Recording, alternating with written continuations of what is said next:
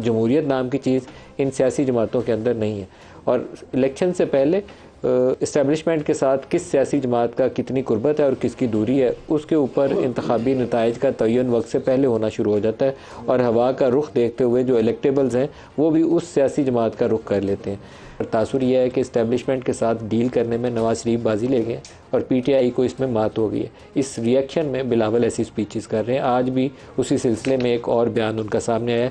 اب ان کے لیے ایک جلسہ وہ بھی لاہور میں کروایا گیا اور وہ اتنا زور اور شور سے بول رہے ہیں کہ 2 دہائی لے کر آئیں گے، ان کو عوام ایسے جواب دے گا الیکشن میں کہ ان کو نسلوں تک یاد رہے گا۔ اپیل ہے، مطالبہ ہے اپنے بزرگوں سے جو 30 سال سیاست کر رہے ہیں، جو 70 سال سیاست کر رہے ہیں، آپ انتظامیہ کے زور پہ الیکشن نہ لڑیں۔